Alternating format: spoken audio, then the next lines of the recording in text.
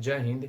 इस वीडियो में हम पाकिस्तान के आर्मी चीफ के बारे में जानेंगे, वहाँ के आर्मी चीफ की क्या क्या शक्तियाँ होती है और अभी जो आर्मी चीफ बना है जनरल असीम मुनीर, इसकी ये कैसे आर्मी चीफ बन गया, इसकी क्या कहानियाँ हैं। और ये जब भारत का नियंत्रण रखे यानी एलओसी का प्रथम दौरा किया तो उस समय भारत के प्रति इसने क्या बोला।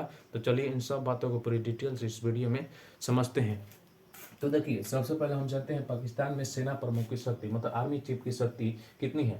तो देखिए, पाकिस्तान एक ऐसा देश है जहां पर जितना पीएम का दबदबा है उतना ही समझिए पाकिस्तान में वहां के आर्मी चीफ की दबदबा है, मतलब सेना प्रमुख की वहां पर दबदबा है। इस तरह से आप देखेंगे पाकिस्तान का कोई प्रधानमंत्री बनता है, नया प्रधानमंत्री बनता है, भारत भारत का नज़र उस पर रहता है, अमेरिका का नज़र रहता है, चीन का नज़र रहता है और जितने भी इस्लामिक कंट्री है उनका भी इस पर नज़र रहता है कि। और इसी तरह से जब कोई पाकिस्तान का आर्मी चीफ भी बनता है तो उस समय भी भारत का नजर आता है, क्योंकि ये जो आर्मी चीफ बनता है यही डिसाइड करता है कि वे पाकिस्तान जो है पड़ोसी के साथ कैसा संबंध रखेगा और अपने उस चाइना के साथ कैसे संबंध रखेगा, अमेरिका के साथ संबंध। इस तरह से आर्मी चीफ भी बने चाहे पीएम बने तो भारत का, अमेरिका का, अन्य देशों का इस पर नजर रहता है। और देखिए, यहाँ के आर्मी चीफ की दबदबा पाकिस्तान के पीएम इतना है। और इतना ही नहीं, आप देखेंगे कि ये जो पाकिस्तान है 3 बार सैन्य तानाशाह से गुजर चुका है और भारत के साथ 3 लड़ाइयाँ भी, जैसे कि 1971 के देखिए, जब बांग्लादेश को लेकर लड़ाई हुआ था तो उस समय पाकिस्तान बुरी तरह से हारा था, लेकिन फिर भी यहाँ के जो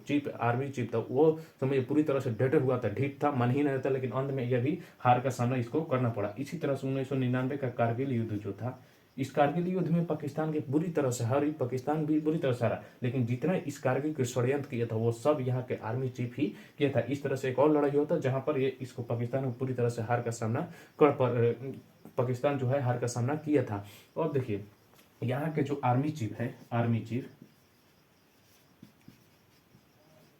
कुछ हद में देखिए, कुछ मामले में इस आर्मी चीफ की पावर जो होती है थोड़ा पाकिस्तान के पीएम से अधिक होता है। जैसे कि अब पाकिस्तान, अब चाहे पाकिस्तान के अगर देश की सुरक्षा की बात हो तो कोई भी इसका निर्णय लेने से पहले पाकिस्तान का जो पीएम है, इसका पीएम, इस पाकिस्तान का पीएम इस आर्मी चीफ के पूछे, इसके सलाह लिए बिना वो ऐसा काम नहीं कर सकता है। अगर विदेशी मामला हो, विदेशी सुरक्षा की बात हो तो इस सब का काम ये जो पीएम है इसके इसके आर्मी चीफ से ही करता है। तो आप तो समझ गए यहाँ के जो आर्मी चीफ है इसकी क्या क्या शक्तियाँ होती हैं। तो अब देखिए, चलिए हम समझते हैं कि अभी जो आर्मी चीफ बना है जनरल असीम मुनीर, इसकी इसकी क्या क्या कार्य है और ये कैसे अपने पद पर, मतलब आर्मी चीफ के पद पर आ गया। तो देखिए, सबसे पहले हम जान लेते हैं इसके कार्य को। तो देखिए, इसका पहला कार्य भारत, यूएसए, चाइना के साथ संबंध।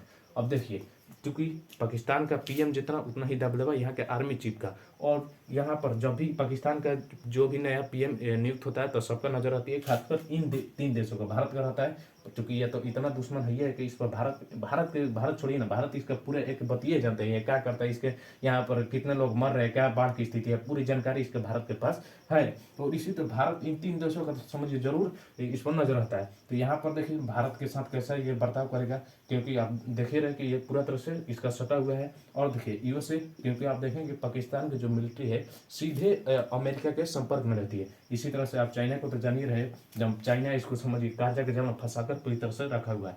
और ये जो मुनीर बना है अभी आर्मी चीफ, ये ऐसे समय पर पाकिस्तान का आर्मी चीफ बना है जब पाकिस्तान जो है पूरी तरह से गरीबी से जूझ रहा है और राजनीतिक संकट से जूझ रहा है। क्योंकि आप देख रहे हैं इमरान खान और जो यहाँ के अभी जो प्रधानमंत्री है इसके बीच पूरी तरह से राजनीति फैल गया है। तो इस स्थिति में, ऐसे स्थिति में यहाँ के जो ये जनरल मुनीर है इसको आर्मी चीफ का पद दिया गया है। तो आप समझ रहे हैं, पहला इसका कारण है भारत के साथ संबंध इसका कैसा रहेगा, क्या यह सुधरेगा, लेकिन यह सुधरेगा तो नहीं, आखिर है तो ये पाकिस्तान का। और अमेरिका के साथ अच्छा रखेगा क्योंकि भाई जानता है कि अमेरिका हमें पैसा उसा देगा संकट की स्थिति में। और चाइना का तो पूछिए ना, चाइना का तो पूरी तरह से यहाँ पर अपने समझिए अपने इस पाकिस्तान में पूरा चाइना का फैक्ट्री को डालकर रखा है। यहाँ चाइना की कंपनियां हैं, चाइना के यहाँ पर देखिए बहुत सारे सैनिक रहते हैं, अधिक से अधिक चाइना के सैनिक रहते हैं। तो इस तरह से इसका संबंध पहला कार्य होगा भारत के साथ, अमेरिका के साथ और चाइना के साथ कैसा संबंध होगा, इस मुनीर का पहला काम होगा। अब देखिए दूसरा काम इसका, देखिए अब यहाँ पर देखिए, चूंकि यहाँ पर अफगानिस्तान है, इस पाकिस्तान से सटे हुए अफगानिस्तान है और अफगानिस्तान के इस वाले सीमा पर आप देखेंगे डुरंड रेखा पर, यहाँ पर देखेंगे कि जो आपके तालिबान लोग हैं अक्सर रात में फायरिंग कर देते हैं इसके सीमा पर। कई लोग वहाँ के पाकिस्तान के सैनिक भी मारे जाते हैं। तो इसकी सुरक्षा पर मुख्य रूप से इधर ये देखेगा, इधर क्या कर लेगा, इधर तो खुद ये इसका बाप भारत खड़ा हुआ है।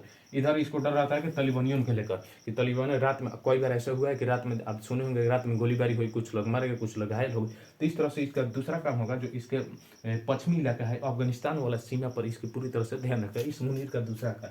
अब देखिए तीसरा काम, परमाणु हथियार को दोस्तों देखिए कई देश, चाहे वो अमेरिका हो और बहुत बहुत सारे अन्य भी ऐसे देश हैं जो इस पाकिस्तान पर आरोप लगाते हैं कि पाकिस्तान के जो परमाणु हथियार है उस पर पाकिस्तान के सरकार का नहीं बल्कि वहाँ के आतंकवादियों का है। लेकिन ये वहाँ के जो पीएम है इसको पूरी तरह से नकारता है। वहाँ के सैनिक भी कहते हैं नहीं, इस पर हमारा नजर है। तो इसका भी इस मुनीर का काम बनेगा कि ये पूरे दुनिया को दिखाए कि इस पर जो है वहाँ आतंकवादियों को नहीं बल्कि हमारे जो पीएम है उसका, हमारी सरकार का इस पर नियंत्रण है। तो इसका ये 3 प्रमुख कार्य इसका है।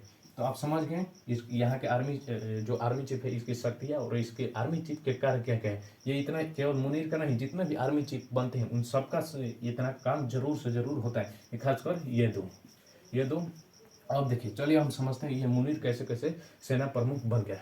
तो देखिए सबसे पहले ये जो जनरल मुनीर था, ये सबसे पहले ओपन ट्रेनिंग सर्विस, ओटीएस के तहत ये सेना में ज्वाइन किया। सबसे पहले ओटीएस के तहत सेना में ज्वाइन किया और ज्वाइन करने के बाद बहुत सारा मेहनत करने के बाद वह गुंजरवाला कोर कमांडर में चला गया। गुंजरवाला कोर कमांडर गया और वहाँ पर ये 2 वर्ष तक यहाँ पर रहा। धीरे धीरे ये बढ़ रहा है और इसी तरह बहुत देर बाद बहुत सारे यहाँ पर अपने पद पर रहा। बहुत देर बाद इसको 2 स्टार मिला। बहुत देर पूरी मेहनत किया। ये चाह रहा था कि समझिए इसमें ये जुनून था और जुनून देखिए इसको आगे बढ़ा दिया। लेकिन बढ़ने के बाद ये अपने समझिए पाइप कर देखिए, अब समझिए यहाँ पर जो एलओसी का प्रथम दौर किया उसमें भारत के बारे में कुछ गलत बोल दिया। तो देखिए बहुत देर के बाद ये 2 स्टार बना। और देखिए और अक्टूबर 2018 में जो आईएसआई है इसका चीफ बना। और ये जो चीफ बना था वो इसके पूर्व जो आर्मी चीफ थे पाकिस्तान के, जनरल बाजवा। इस बाजवा के सिफारिश पर ये जो वहाँ के आईएसएस को, वहाँ की खुफिया एजेंसी है, इसका चीफ बन गया था। तो आप देख रहे हैं कि ये जो जनरल मुनीर है वास्तव में धीरे धीरे आगे बढ़ा है और ये चाह रहा था कि हम इसी पद पर पाकिस्तान का आर्मी चीफ पर पहुंचे। तो जब ये अक्टूबर 2018 में आईएसआई का चीफ बना तो जस्ट आप देखेंगे कि जब ये आईएसआई चीफ बना तो उस समय तो सरकार थी इमरान खान। और देखिए और ये पूरी तरह से डटा हुआ था और इमरान खान के बीबी के प्रति, इसका जो बीबी थी इसके प्रति भ्रष्टाचार का पूरी तरह से वीडियो सच्चाई बता दिया था, जिसके कारण ये जो इमरान खान है इस मुनीर को इस पद से, मतलब कि आईएसआई चीफ के पद से हटा दिया था। और ये जब आईएसआई का चीफ था तो उसी समय भारत में पुलवामा आतंकी हुआ था। इसके रहते हुए भी भारत में पुलवामा जो आतंकी हमला हुआ था, इसके उस समय जो आईएस वहाँ के खुफिया एजेंसी का जो गुप्तचर थी वहाँ के चीफ जो था आईएसआई, यही था जनरल मुनीर। और देखिए इसके बाद ये बन गया 4 स्टार, इसको मिला 29 नवंबर को ये पूरी तरह से आर्मी चीफ के पद पर हो गया। और अगले ये 3 वर्ष तक, समझिए अगले 3 वर्ष तक अपने इस पद पर रहेगा। तो आप ये समझ रहे हैं कि बहुत ये मेहनत किया है। अब इतना मेहनत करने के बाद अब आता है, समझिए पूरा आर्मी चीफ बन जाने के बाद आता है भारत की इस नियंत्रण रेखा के पास, एलओसी के पास। अब आता है एलओसी के दौरान हम समझते हैं अपने नया सैनिकों के साथ बना पहला बार तो कह रहा कि हम तो इतना डटे हुए है, ये है पहले से, मतलब पूरी तरह से हमें वो हिम्मत है।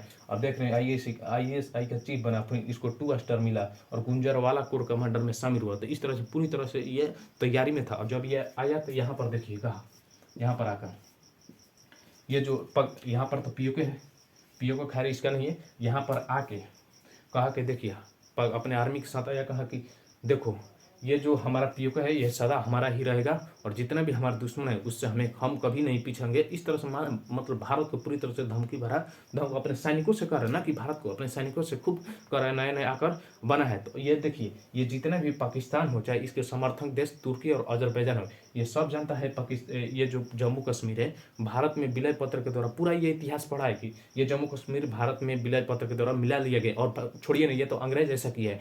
ये जो पाकिस्तान था, बांग्लादेश था, यहाँ पर नेपाल, भूटान, म्यांमार, इधर अफगानिस्तान से पूरी तरह से अखंड भारत था। तो उस समय छोड़िए जब ये विलय पत्र से मिल गया था, लेकिन तब वो ये पाकिस्तान और इसके समर्थक जो है तुर्की और अजर ये कहता है कि जम्मू कश्मीर ये पाकिस्तान का है। और छोड़िए नहीं, इस पाकिस्तान को ये जो पाकिस्तान है ये खुद भूखे मर रहे हैं, और ये इतना समझिए ये भारत इसका बाप है, और ये बाप समझिए ये बेटा जो है इतना बिगड़ गया है कि, और ऐसे बिगड़े हुए बेटे को समझिए कोई भोजन भी नहीं देता। ये जमीन कैसे लगे? जैसे कि यहाँ पाकिस्तान के नंगे भूखे समझिए पूरी तरह से लोग भूखे से मर रहे हैं, तो भारत इसको अन्न देवे नहीं करेगा, ये कैसे सोच रहे हैं ये जमीन ले लेगा। तो खैर इससे इन लोगों को नरियाने चिल्लाने से कुछ भी नहीं होगा, और भारत जो जम्मू कश्मीर है, जम्मू कश्मीर भारत का ही रहेगा। तो आप ये पूरी कहानी समझ गए होंगे। तो चलिए अब ये वीडियो यहीं पर समाप्त होता है। जय हिंद।